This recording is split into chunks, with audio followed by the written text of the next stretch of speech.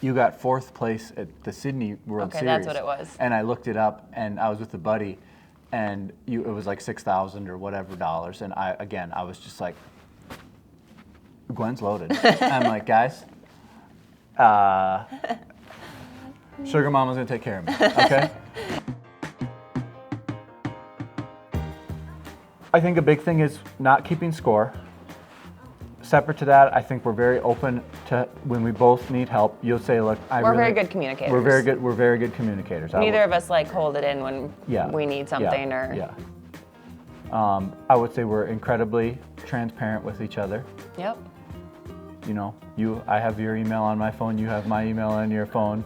You get to look at my text messages. I would get bored if I looked at yours, but you like to snoop and then say, "Oh, what were you talking to Talbot and Kyle about? I want to hear more about that." Gwen hops on the Pro Tri News text thread more than anybody. She said, "Well, I don't listen to the podcast, so I got to get my news somewhere." So, I mean, I think that's a big one. You know, and I think that's we do share a lot. You know, I know I drive you nuts because there's a bunch that I don't share with you, and that drives you absolutely bonkers. Yes. But I feel I want everything. You want to know everything. I'm like, you got a coffee this morning? Tell me. Tell me about it. Yeah. Who'd you see there? Yeah. You still want to know, but that's fine. That doesn't bother me. What else do we do? Well, I mean, you know, when you weren't riding, I think that was harder on me. I like now that we can go for rides together. For me, that's really, I think, it really makes triathlon more enjoyable for me and training, and it feels like quality time, and it's enjoyable. No, I completely agree. Yeah, I mean, I had a big slump where I was not very into riding for 4 or 5 years. Yeah. I felt like I had to do it. I didn't know what I wanted to do. Yeah. So, no, I think that's, yeah, and you're a very useful ear when I'm trying to chew through stuff and navigate stuff or think about with my business too. So Phil and Jeremy are your guys for that. I know, but there's a lot of times where there's things that in my work, I can make decisions really quickly. Yes. And then sometimes I need like a day to kind of have that breakthrough or clarity on what I want from the situation. You're a lot better at making decisions than me. Once I made it, I'm good with it, but that's how I want to chew through it. So, you know, those for me are the big ones. We don't keep score, we really communicate well. I think those are big. Yeah. I think that's easy. No? The demands of triathlon and a healthy relationship.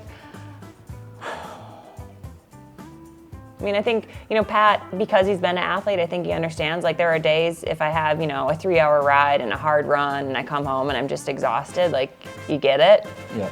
You're not like, go get the toothbrush from upstairs, go get that. Like, you kind of let me sit a little bit more. Yep. I feel like I have a lot more empathy for your career than I used to. I understand that a little bit more. You think you understand it more now?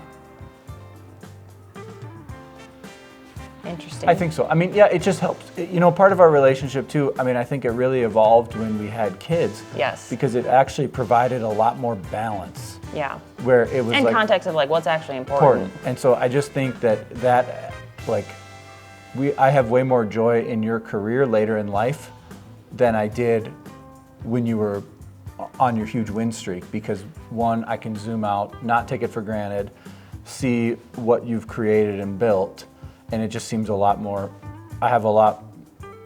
fun to just witness and observe. Yep. And I think when in the time, it was like so focused. Focused. Yeah. I mean, it certainly helps that you achieved your goals. That makes everything a lot easier, you know, but now you have new goals, and I think it's just a lot more fun. And I want to back up a little bit. You know, when you were running and it was really rough time, you know, when you were dropping 33:30s. What about 116 marathon? It was bad. You know, I mean, I had so many people that would call me and be like, Pat, what is Gwen doing? Like, what are we doing here? And I said, look, I have a ton of respect that you knew what you wanted and you did it, and you didn't care or onboard the feelings that others had. And I thought that's still incredibly powerful and inspirational to me, because But I think I got that from you. Like, people always ask me, like, how do I not care what other people think? And I always think it's because of you. Like, you've given me that confidence to know my people, know myself, and not care about others. Yeah, sure. But. Pat, that's a question for you, because I feel like it's kind of been the Gwen show for, the 10 years we've been married. It has. I mean, your career has really taken off, but I think you're such a behind the scenes guy that you're still seen. Yeah, I would say, look, when you're racing and you're training, I look for opportunities to support you where others would probably miss, right? And so that could mean a lot of different things, right? That could be the food was made on time, which used to be, now don't even get, lunch has gotta be ready when I walk in the door. I mean, this was when Gwen was the most high strung. Holy I mean, it was. Don't swear. Bugsy has a story, this guy we trained with, where I would go to races and I would only drink water out of certain plastic water bottles. Yeah. So Pat would I don't know why you'd buy different bottles. Because they wouldn't have the ones that you like. I mean, so then I'd be pouring them back in to the water, her preferred vessel. It was so bad. I go back to when I won my first World Cup in this comeback and you didn't go to the race. I was just I literally don't think I could have done this in 2016. I don't think I had the maturity to go to a race by myself, take care of myself.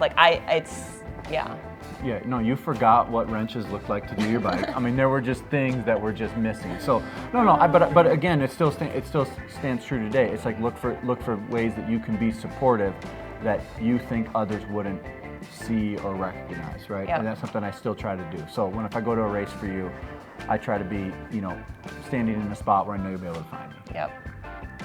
I'm predictable in my movements. Yes. Yeah. Well, I was going to tell a story about one time when I had a bad race, and it was in Auckland in 2013. Mm-hmm. And Jamie and Pat were stop the race, don't continue. And I continued on, and then finally I was fine, I'll listen to them. And I stopped the race, and I was looking for him. This guy's are you looking for those guys that were yelling at you? And I'm yep. And they're they're in the bar having drinks. So you weren't predictable that day, but. No, that's my bad. Make love.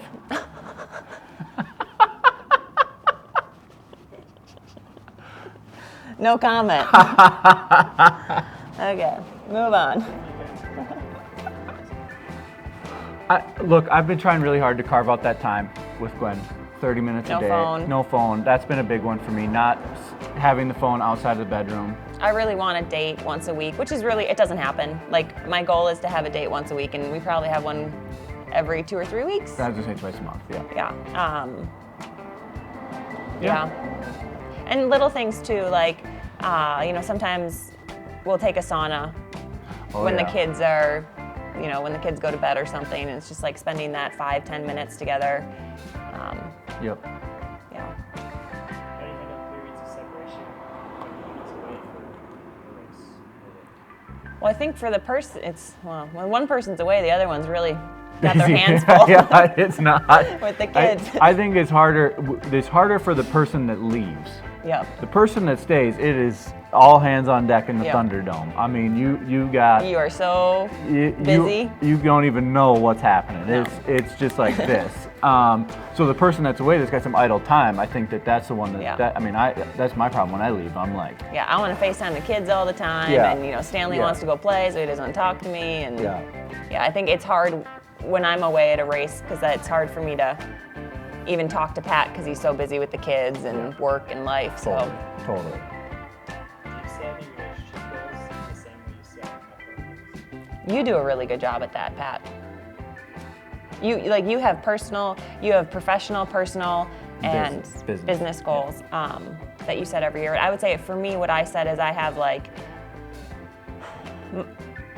values, and I'd say my values, some of my values are being a good role model to Stanley and George, and so I think I build it in differently than you do, but we definitely have goals like that.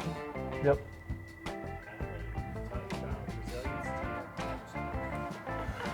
No, I think being married to you has taught me in my business, there's so much confrontation in sport, and it's so visible to the outside world, right? So your success and your failures are incredibly visible.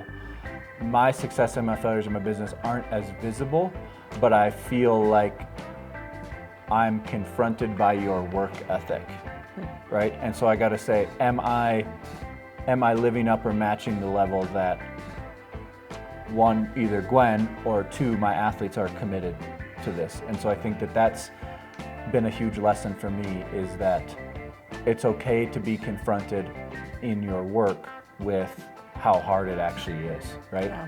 And I think that that's a big one for me. And then be real honest about the effort that you put in.